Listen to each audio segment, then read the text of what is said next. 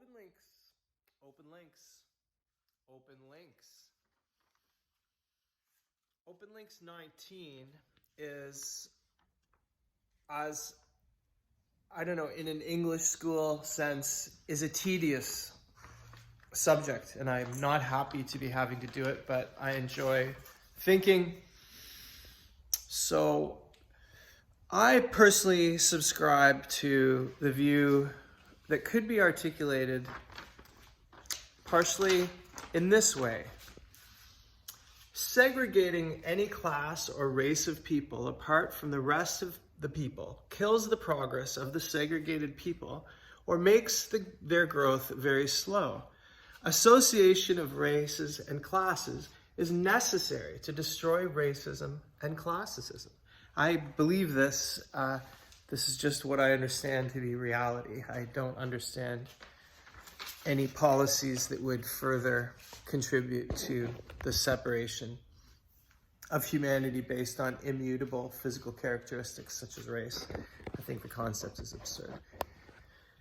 And often if we discover the origins and the effect of ameliorative policy, we often discover that there truly is no distinction between racialism and racism.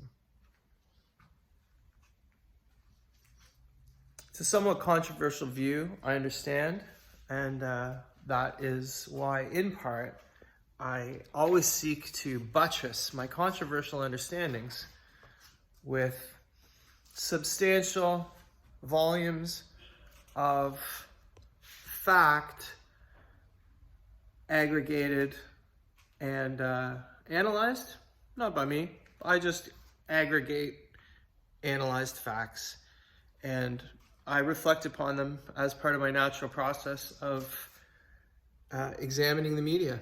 Open Links 19. Open links always free. Open links.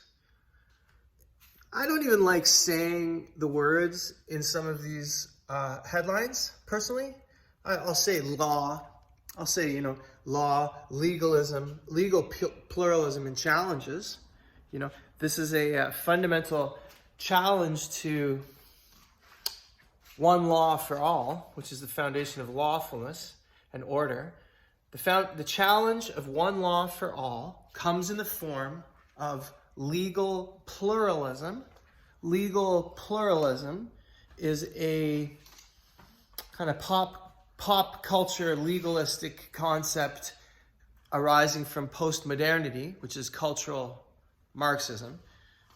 Legal pluralism suggests that there is the legitimate reason to have multiple laws or multiple jurisdictions which could exclude culpability, responsibility of the individual for significant transgressions within one criminal code by suggesting that there are plural legal code entities.